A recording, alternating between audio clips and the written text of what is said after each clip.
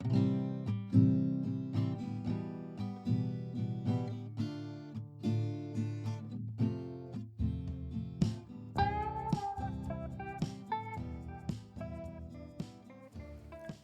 afternoon, fellow golfers. I hope everybody is doing well today.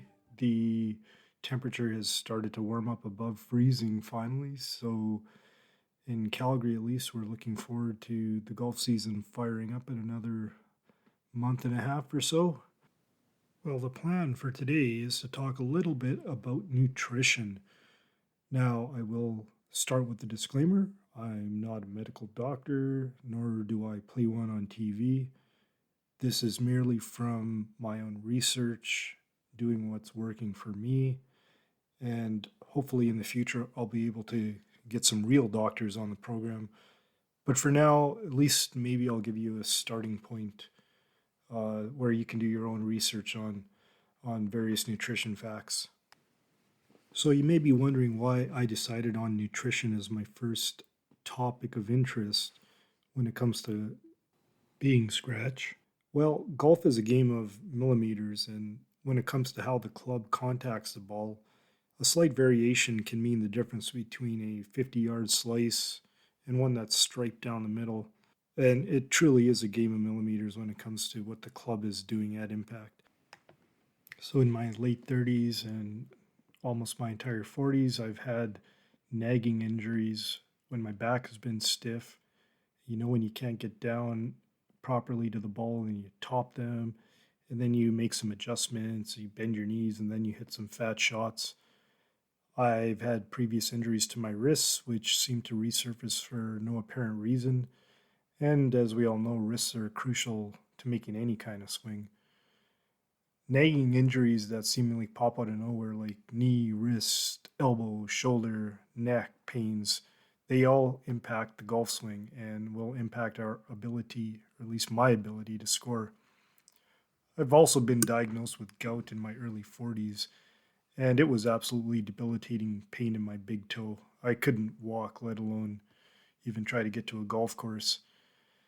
So you're probably wondering, okay, this guy's rattled off a list of problems. What the heck does this have to do with nutrition? I am getting there, kind of slowly, but really what I believe is the common factor is inflammation caused by food. Things like sugar, dairy, gluten in bread, excessive alcohol. In my case, I believe these are all causing inflammation. Well, how do I know that? I got a pretty extensive food sensitivity test from my naturopath, and these were highly likely to cause an IgG antibody response. Even foods like many types of nuts and even some fruits created a response, but not meat. So, my advice would be to find a good naturopath, get a good quality test on a full range of potential foods. Don't cheap out here because it's very important for your health. Since getting these tests roughly 6 months ago or so, I have noticed less of these nagging pains that I used to get in the past. Now I just have to address my IBD, which really is the subject of another podcast. Who I've been listening to for information on functional medicine and foods is Dr. Mark Hyman. He has a podcast called Doctor's Pharmacy, spelt like on the farm. One quote from him was that muscle is the currency of longevity. And I really believe I was deficient in protein, especially when I went on my vegan diet and mostly vegetarian diet following that.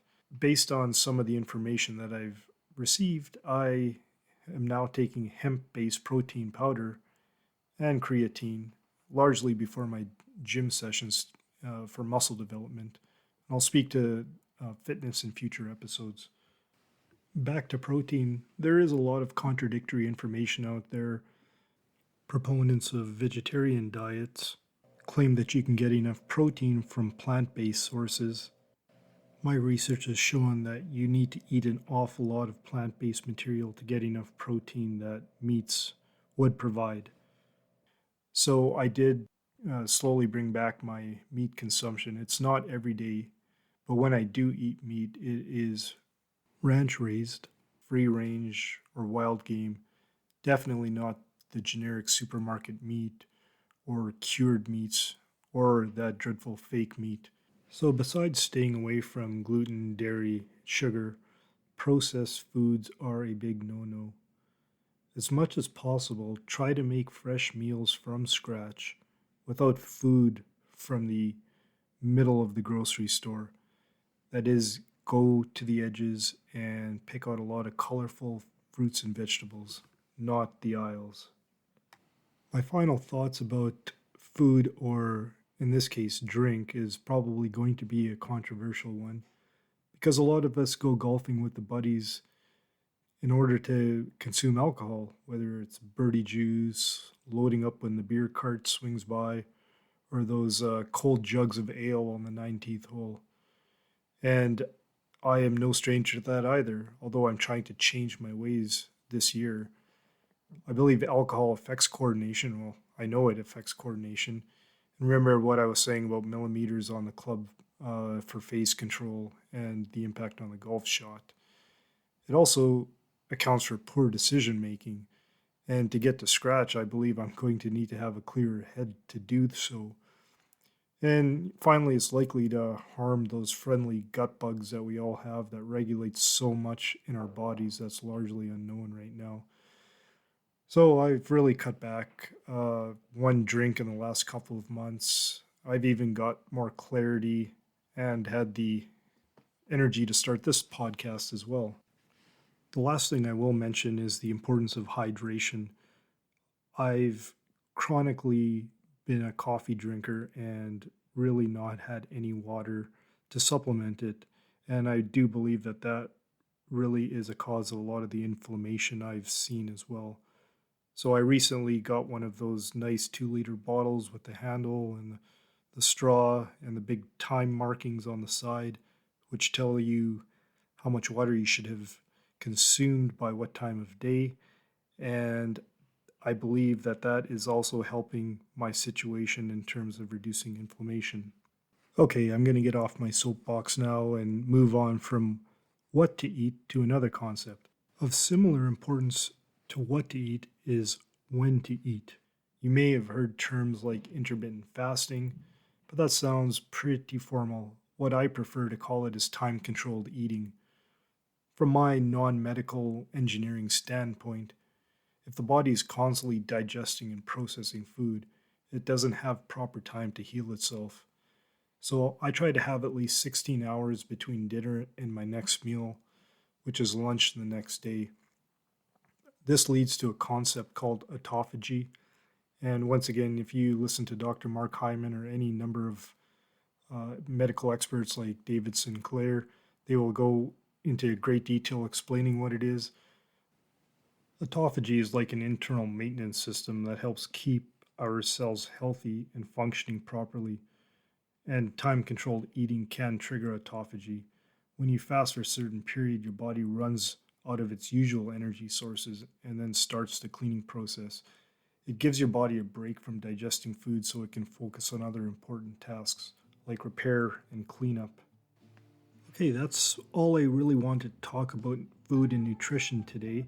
Hopefully it's given folks something to think about at least and do their own research. In my next episode, I will talk about supplements that I'm taking and why I'm taking them, primarily from a longevity and energy standpoint, to try to maintain my level of performance throughout my 50s and beyond. Well, thank you, and we'll talk to you next time on Senior to Scratch.